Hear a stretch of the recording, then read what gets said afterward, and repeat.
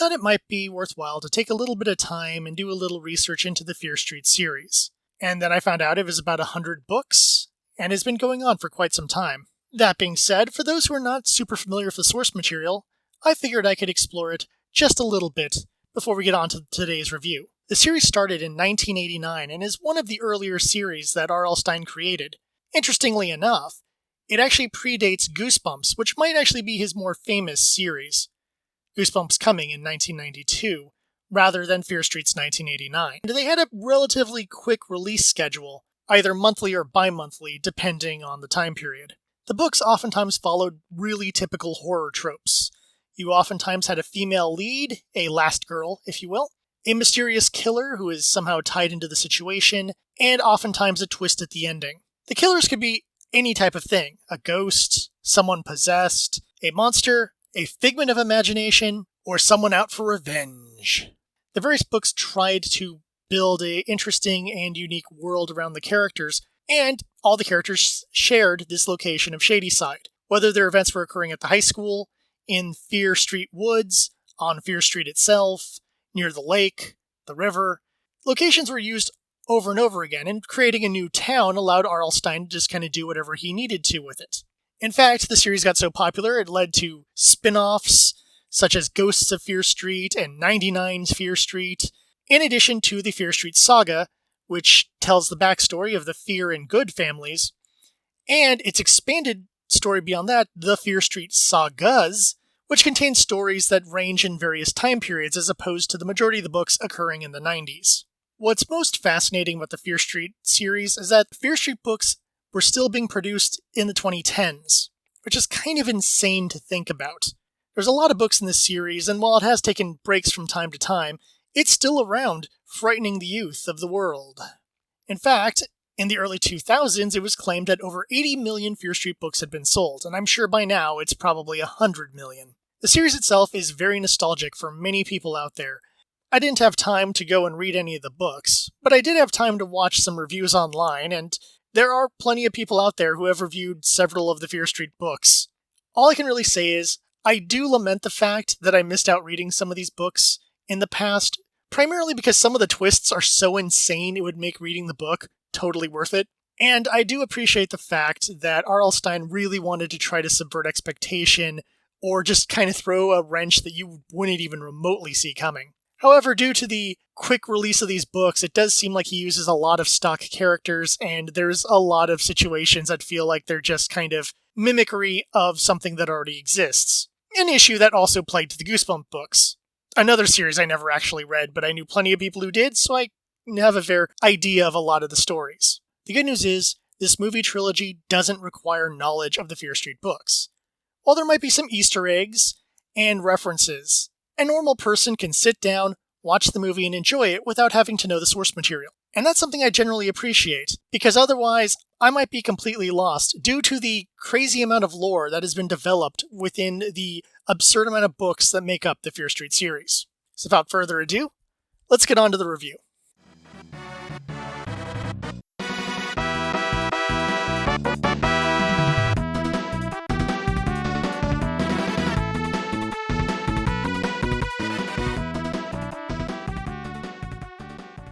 So here we go again. For those who did not see the first movie, there will be some spoilers here because this takes place right after the end of the first movie.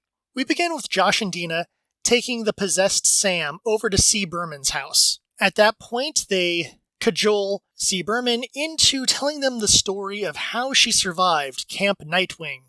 Wait, Camp Nightwing? I know that's from the books. Was R.L. Stine a Batman fan? Or is it purely coincidental? You decide. As for the flashback, we get to see some pretty insane stuff going on initially, with a girl, Ziggy, being chased by a group of Sunnyvale kids who want to burn her as a witch. That's our opening of the flashback. They get stopped, though she does get burned a little bit, and we learn that Nick Good and his brother are both at the camp. Yeah, Nick Good, the sheriff from the previous story. After this really messed up opening, we get to meet Ziggy's sister Cindy, who is a camp counselor and trying to just keep some stability at the camp, especially with Sunnyvale and Shadyside kids going after each other all the time. However, the one thing she can't predict is that the nurse loses her mind and decides to try to murder Tommy, Cindy's boyfriend. They subdue the nurse and she gets taken away, but this leads our characters trying to figure out what made the nurse go crazy. Some people are willing to say, hey, her daughter was also a murderous psycho, it probably runs in the family. But that's not quite enough for Cindy. She wants answers. This leads Cindy and her boyfriend Tommy, alongside Alice and her boyfriend Arnie, into the woods to discover more about Sarah Fear, the witch who supposedly cursed the city of Shadyside. As they try to uncover the truth, they discover that the next person meant to be possessed by the witch is Cindy's boyfriend Tommy. And of course, like clockwork, he gets possessed and starts going on a killing spree. We get a lot of chases, we get a lot of violence, things go crazy, and anything beyond this would be a major spoiler. However, when the story is completed, our 1994 characters now have some new clues as to how to stop the curse once and for all. And they go off to do this, which leads, of course, to our next cliffhanger, which will lead into Part 3, 1666. The characters this time around are not quite as likable as they were in the first movie. And that's primarily because this is trying to ape off of the tropes from many of the camp slasher movies where everyone is kind of a little bit corrupt except for our last girl. So let's get started, shall we? First off, we have Cindy. Cindy really gives off that final girl vibe. She gets in arguments with her sister, she gets in arguments with the other counselors who are neglecting their duties, and she really takes everything seriously because she wants to go to college and escape Shadyside. She might not be likable for most people, but she reminded me so much of the kind of last girl character that was really popular in the 70s and 80s, and because of that, I kind of really liked this character. Her sister Ziggy is the polar opposite. She's a troublemaker, she's getting in fights, she's playing pranks, she's tough as nails, and doesn't want to take crap from anyone, including her sister. Ziggy's a much more difficult character to like, but her fierceness and her more outgoing nature allow her to be a much more interesting character than Cindy. Alice is very reminiscent of Kate from the first movie. She's very smart, but she's also into trouble. She's doing some drugs, she's having some sex, she's just having a good time and neglecting her duties as a counselor. But she's also the one who helps try to figure out how to stop the curse and tries to save everyone at the camp alongside Cindy. Arnie is Alice's big, dumb, kind of stoner dude boyfriend character. He does play his archetype very, very well, and he seems like a good enough guy. He definitely gets some funny lines in there and is likable. We then have Tommy. Poor Tommy. He goes from really nice guy who's just trying to keep the peace amongst all the various characters and just wants everyone to have a good time, to psychotic killer going around murdering everyone at the camp. I liked this because it allowed the viewer to see one of the possessed killers as they were prior to getting possessed, and shows that it doesn't matter how good of a person you were, you're now going to go crazy and go kill everyone.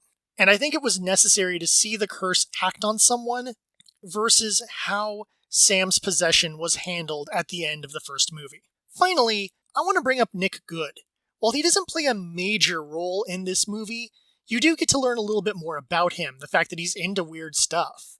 He has a fling with one of the Shadyside girls, and in the end is part of the cover-up, hiding any of the supernatural-related things that occurred at the camp.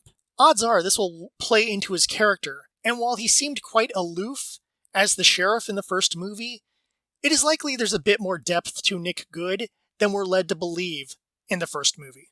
One of the things that really helps make this movie work is the aesthetics of the movie. First off, there's still a little bit of CG here and there.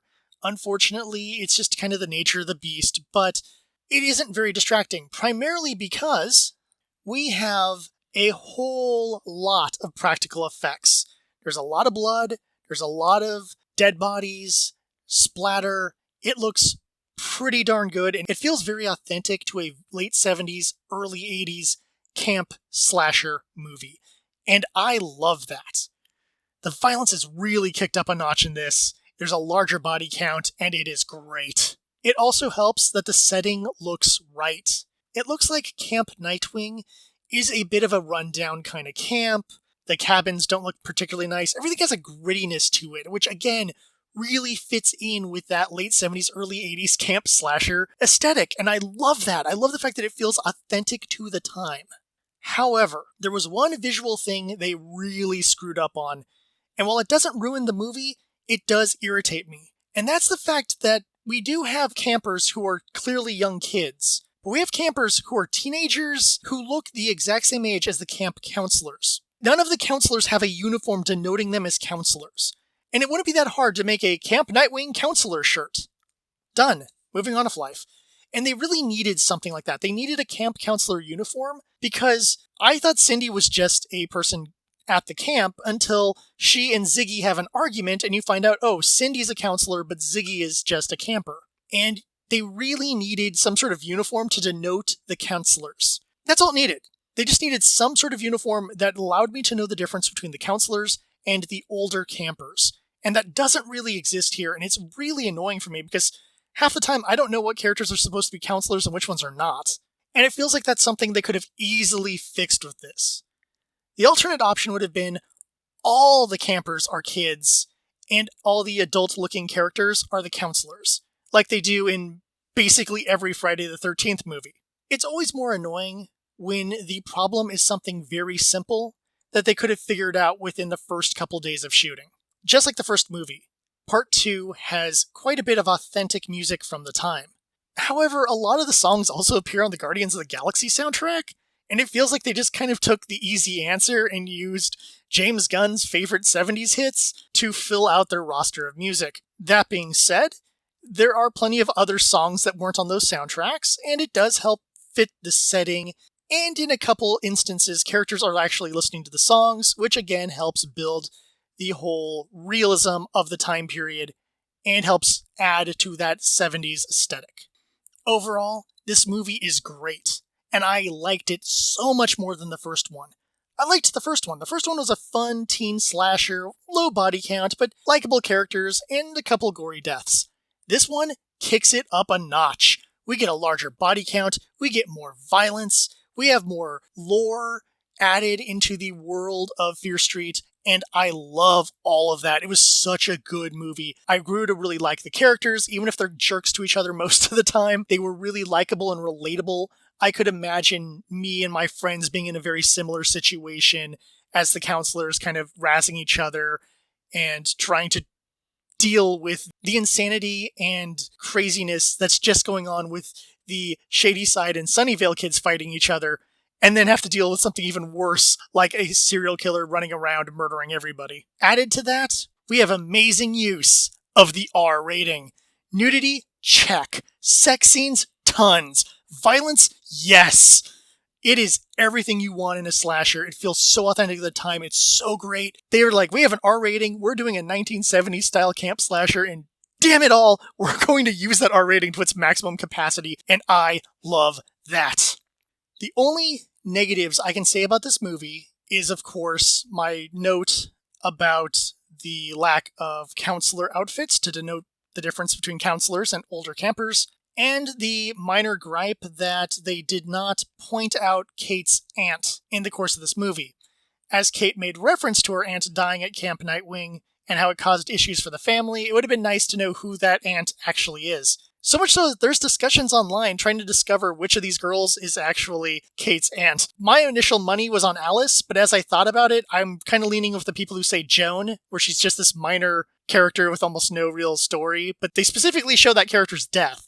And while Alice acts a lot like Kate, I feel that someone minor like Joan makes a little bit more sense. But you can let me know in the comments who you think Kate's aunt is. If it isn't already clear, I highly recommend this movie, and obviously you're going to have to watch Part 1 if you're going to go into Part 2. I liked Part 1, I love Part 2, hopefully Part 3 holds up with the rest. Thank you for watching. Please like and subscribe, and check out our description for ways to support the channel. And until next time, I'll be back with Part 3, and I'll see you at the tavern.